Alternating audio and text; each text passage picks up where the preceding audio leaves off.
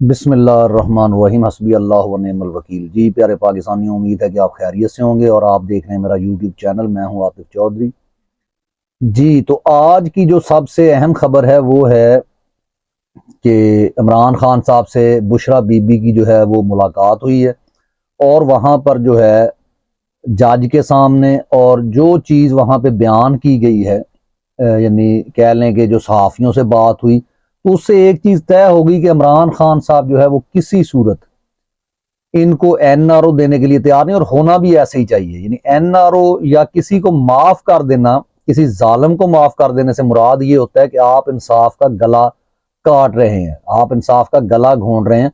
और सबसे जो अहम बात है, और तमाम पाकिस्तानियों को इससे सबक सीखना चाहिए और इसी तरीके से गुफ्तगू करनी चाहिए जो बुशरा बीबी ने की है, कि अगर इमरान खान साहब को कुछ हुआ तो उसके जुम्मेदार जो है वो तीन जो है उन्होंने सीधा सीधा जो है फौज के बंदों का नाम दिया, जहां राना सनाउल्लाह का नाम, तो उसके असल जो बंदे हैं, राना सनाउल्लाह किन के कहने पर बोलता है, वो लोग जनाब एक आर्मी चीफ साहब हैं, दूसरा जो है वो जिनके बारे में इमरान खान साहब ने भी जिनका नाम लिया था कि डीजी आईएसआई जनरल नदीम, और उसके अलावा जनरल राशिद नसीर।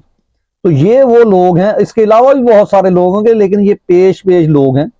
तो इनका नाम लेना तमाम पाकिस्तानियों को खुलकर नाम लेना चाहिए। यानी इसमें यह सोचना कि जनाब आप मसलहत पसंदी का शिकार हो जाएं, आप इनका नाम ना लें, और आने वाले दौर में आप इनके बारे में बात करें। इन लोगों के आज यानी हर बंदा जो है वो आपके सामने एक्सपोज हो रहा है, वो अपनी असलियत आपके सामने ला रहा है, और आपको आहिस्ता आहिस्ता ये पता चल रहा है कि इस बंदे की हकीकत क्या थी।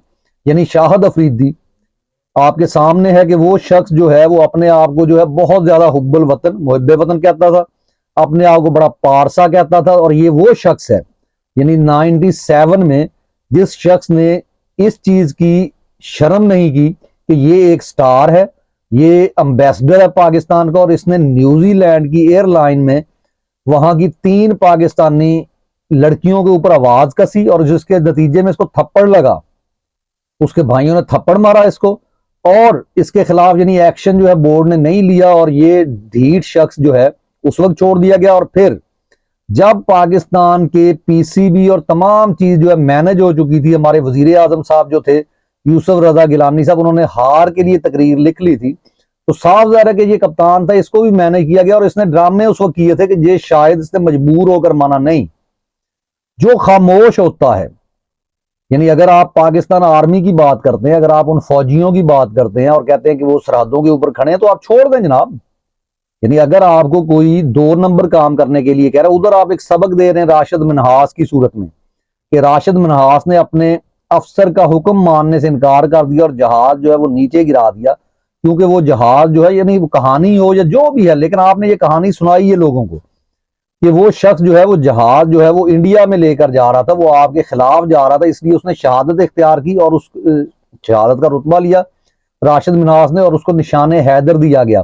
जनाब अगर ये सच्ची बात है तो इस वक्त आपके सारे का सारा जहाज जो है, यानी पूरे मुल्क की जो बाग दौड़ है, वो एक ऐसे शख्स के हाथ में है, इससे पहले यानी बाजवा, जिसने रजीम चेंज ऑपरेशन में मुकम्मल तौर पर जो है सहूलत कारी की, और उसने ऐसे लोगों को लेकर आया, एक चलती हुई हुकूमत गिराई। उसको ये शर्म नहीं आई कि अपने सिर्फ बच्चों को, अपनी बीवी को देखकर उसने जो पैसा कमाया है, वो 25 करोड़ अवाम, जिसका वजीर आजम इमरान खान है, अभी भी है, यानी अवाम के लिए वो काम कर रहा है, पाकिस्तान का एक इमेज बेहतर हो रहा है, लोग पाकिस्तान की इज्जत कर रहे हैं, बैरून मुल्क पाकिस्तानियों ने एक अच्छे अंदाज में जो रहना शुरू कर दिया, और उनका एक अच्छा इमेज जा रहा है। लोग अब देख रहे हैं कि ये जनाब वजीर आजम भी इनका जो है गैरतमंद है, और ये गैरतमंद कौम बनने जा रही है।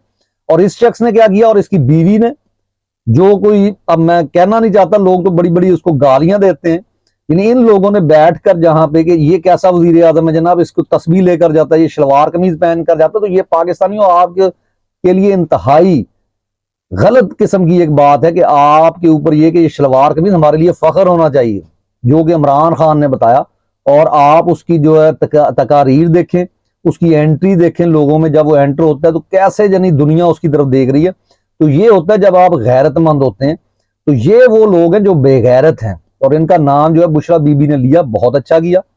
और ये लोग कभी आपके सच्चे नहीं हो सकते। और यहां पे अगर आप किस किस चीज पर बैठे हैं मेरी नौजवान नस्ल जो है, यानी आप इस चीज पर बैठे हैं कि ये लोग आपको इंसाफ देंगे, ये काजी आपको इंसाफ देगा। तो आपने अगर तारीख नहीं पढ़ी तो मैं थोड़ा सा आपको बता दूं कि अयूब खान ने जो उस वक्त उसने अपना यानी आइन को मुकम्मल तौर पे 1956 के मुअत्तल कर दिया जो आज हो रहा है, और उस वक्त उसने जो चीफ जस्टिस अपना जस्टिस मुनीर को लेकर आया था, उसने जाकर, जिसको आज तक आप लोग ये समझते हैं कि शेख मुजीबुर रहमान ने मुल्क तोड़ा, नहीं, शेख मुजीबुर रहमान को आज भी ये ऑन द रिकॉर्ड बात है कि जस्टिस मुनीर ने जाके कहा था कि आप वतन जो है वो अलहदा क्यों नहीं बना लेते, जिस पर शेख मुजीब ने जवाब दिया था कि हम तो मेजॉरिटी में हैं, अगर मुल्क अलग बनाना तो आप बनाएं।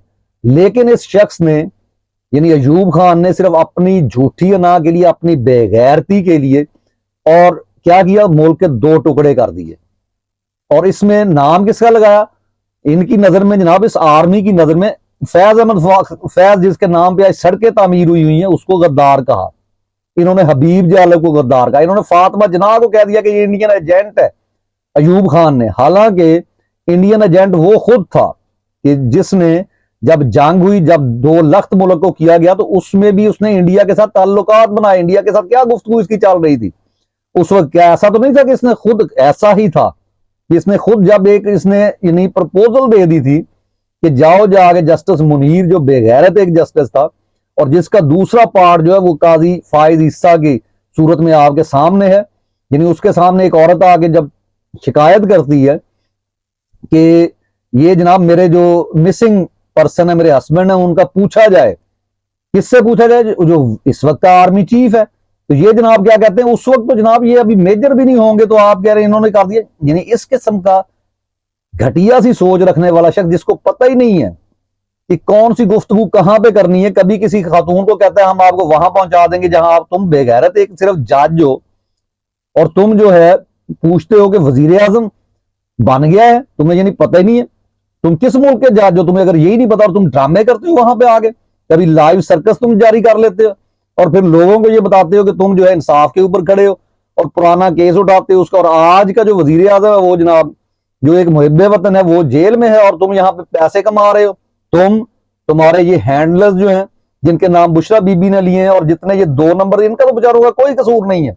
नवाज शरीफ, शहबाज शरीफ अगर आप कहें, ये तो कोई भी 2 नंबर लोग होते। आपका शाहिद अफरीदी इसी बात पे है, यानी जो अवार्ड सेरेमनी हुई, जो अवार्ड दिए गए, वो आपके मुंह पर, मेरे मुंह पर तमांचा है कि जनाब आपकी कौम जिसको नापसंद करती है उसको हम जो है अवार्ड देंगे, और आप घरों में बैठे हैं। आप देख रहे हैं कि शेर अफजल मरवत आपको कॉल देगा, दूसरे कॉल देंगे, फिर आप निकलेंगे। यानी इन्होंने हुसैन शहीद सहर वर्दी जो तहरीक आजादी का जांबाज सिपाही था, उसको शहीद कर दिया था बैरूत में। किसने किया था, पाकिस्तान आर्मी ने। फातिमा जना को किसने शहीद किया, पाकिस्तान आर्मी ने। बेनजीर भुट्टो को किसने शहीद किया, कोई जरदारी ने नहीं किया जनाब, ये आपके परवेज मुशर्रफ साहब थे। आपके एपीएस पर हमला किसने करवाया, रहील शरीफ ने करवाया। ठीक है, आपकी ओसामा बिन लादेन के बारे में मुखबरी है, उसकी बात किसने की, जनरल कियानी ने की। ठीक है, आपकी रजीम चेंज ऑपरेशन किसने की, बाजवा ने की। आपने जिले शाह को किसने कत्ल किया, अरशद शरीफ का कातिल आज तक क्यों नहीं पकड़ा गया। इलेक्शन किसने चोरी किया, मैंडेट किसने चोरी किया, इमरान खान किसकी वजह से जेल में है, कौन उसे कत्ल करने की कोशिश कर रहा है और अभी तक कामयाब नहीं हुआ, क्योंकि जिंदगी मौत अल्लाह के हाथ में है। लेकिन हर रोज ये आसम मुनीर विस्की पीने के बाद, जो कि मैं नहीं कह रहा, इसके अपने मेजर राजा आदिल कहता है कि ये शख्स जो है वो शराबी है, तो इसकी जहनी हालत कैसे स्टेबल हो सकती है। तो ये आपको सोचना होगा। अगर आप ये बैठे हैं कि ये, और दूसरा वो साइकोपैथ जो है काजी फायज ईसा, ये आपको इंसाफ देंगे, तो आप जनाब अहमकों की जन्नत में रह रहे हैं। और अगर आपने किसी लीडरशिप के कहने पर निकलना है तो आपको डूब के मर जाना चाहिए, मुझे डूब के मर जाना चाहिए। कि हमारी खासकर, हम तो बूढ़े लोग हैं ना, आप लोग जवान हैं जिन्होंने निकलना है, और आपने खुद निकलना है।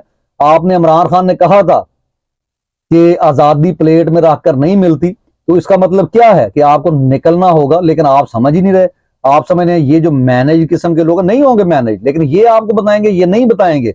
अपने तौर पे निकले, लोगों को इकट्ठे करें। अगर आपके वालिद को कोई पकड़ ले, आपके घर में से किसी को पकड़े, तो कौन इनके लिए निकलेगा। तो ये आपको सोचना होगा। अगले वी वक्त के लिए इजाजत दीजिए। अल्लाह हाफिज।